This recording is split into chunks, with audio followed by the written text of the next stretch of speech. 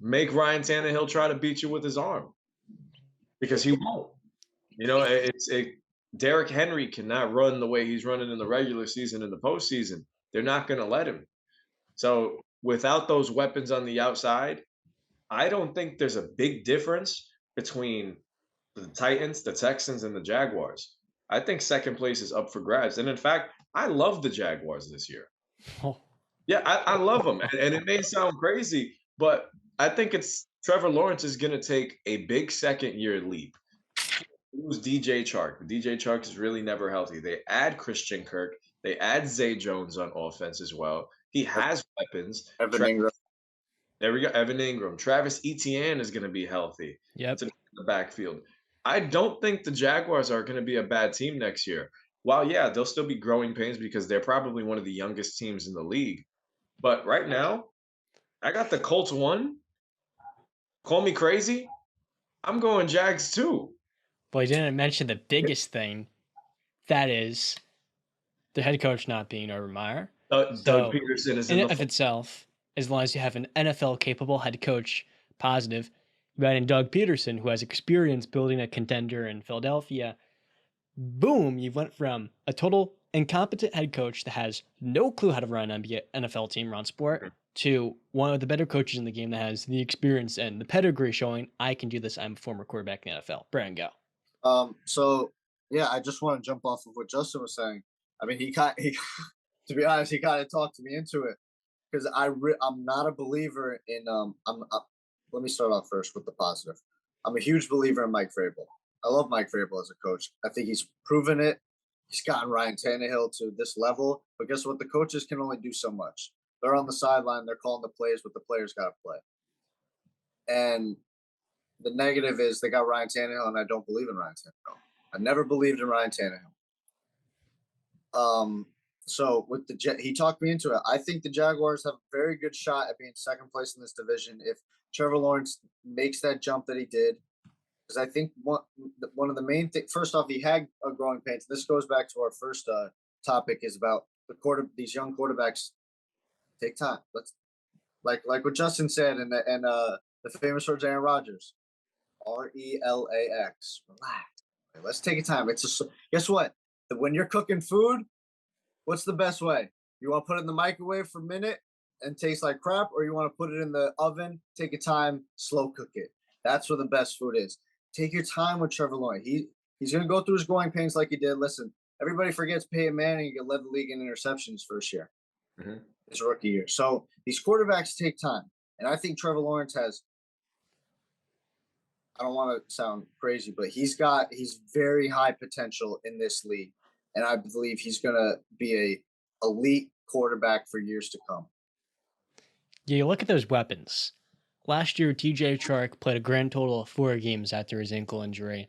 And Laviska Shenault, a player I really liked coming out, he was a fun player to watch and root for. He just never panned out for them. And we're only 2 years into his career.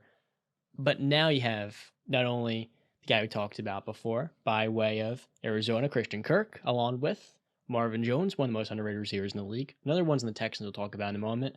Zay Jones in Las Vegas, Derek Carr praised him. Was he worth $14 million guaranteed, $24 million over 3 years? I don't know. I guess as number 3, it's fine. He's got some size to him. There's a little bit of potential there as a younger player. I think for the amount of surrounding pieces, Travis Etienne, Robinson, you have the running backs, Evan Ingram, the best hands of any tight end in the NFL. I'm totally joking. I like to meme on him because he should have never been a Pro Bowler a few years ago. There's talent there surrounding him. And I think for Jacksonville, you're still recovering. I think as fun as it is to say all this and, it's all sunshine and rainbows with Trevor Lawrence going to his second year, this franchise is still rehabbing from the damage that was done by Urban Meyer. And that's why I think there's no way, as much upside as this team has, you can say Mike Vrabel, who for years has consistently done the same thing in Tennessee, just won a Coach of the Year, he's going to have a worse record than the team. And Jacksonville is a brand new offensive coordinator. Bevel, I can't speak. It's 9:15. When we look 9:49, totally off.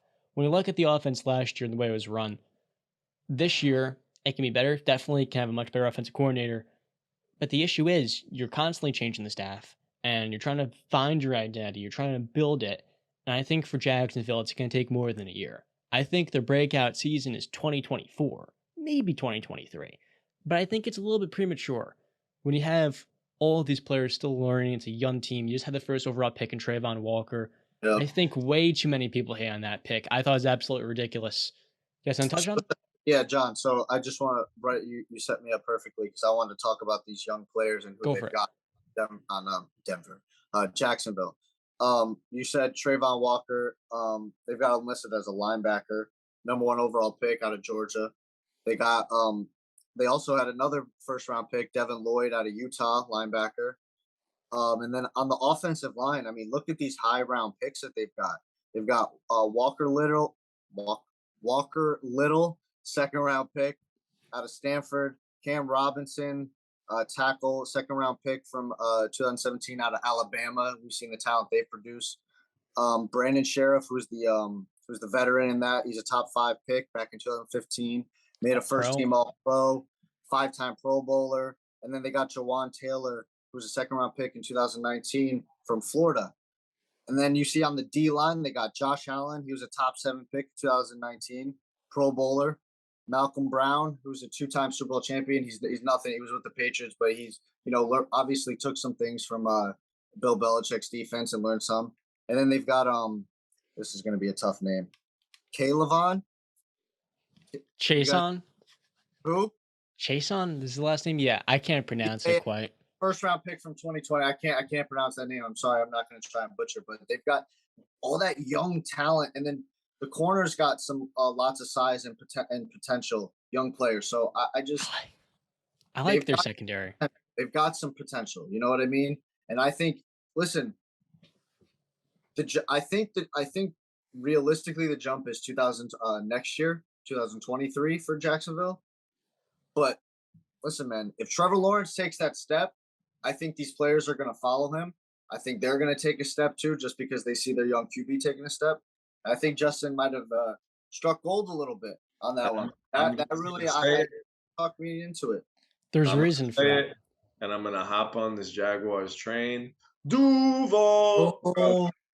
I'm telling you, if Trevor Lawrence really does take that next step, I think the sky's the limit. I think Doug Peterson is enough this season to get them through this Urban Meyer disaster that was last season. I think it's in the past. I think come OTAs and all this off-season program, there's a new culture down there in Jacksonville. I think what happened last year with Urban Meyer is dead and gone. But I don't think they have to recover anymore. They're taken care of. I believe in Doug Peterson. I believe in the talent that they have in the room. Again, I'm not going to say Super Bowl contender, but I'm going to say, hey, don't be surprised if this team shocks you a bit. And I just want to say right before you, John, and then we can wrap up this segment.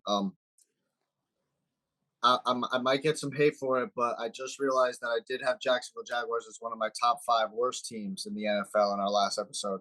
So I didn't really take an in-depth look because I knew this was coming. But when I took the in-depth look and then Justin started talking, he got my mind going. And I think I listen, they've got a shot, and I might have to change my mind and I admit I was wrong, possibly. I love this team's secondary. Brandon Darius Williams from the Rams, Super Bowl champion that has been a true starter. You have Griffin. I think they're building something strong. Now they released Miles Jack to clear up all the cap room to bring Kirk for, I think it was $37 million guaranteed plus a $20 million signing bonus. Was he overpaid?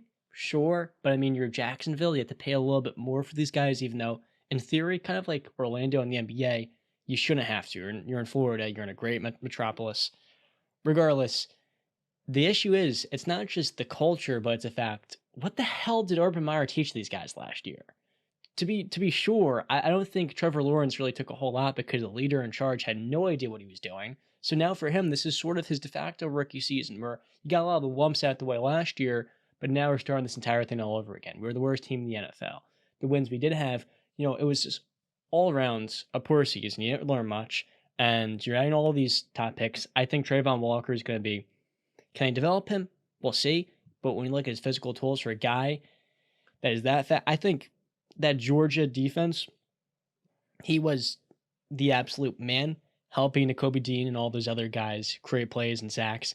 He's going to be an absolute game changer in the NFL. You pair that with Josh Allen, the secondary touched on, the defense that is being built up too, which is what makes this team so unique. It's not just the offensive side of the ball. Sure, Christian Kirk's probably not a receiver number one, but you look at both sides, you can see it all coming together.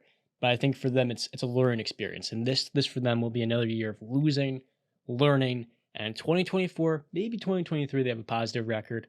That is where we really start to see Jacksonville turn to a winning program.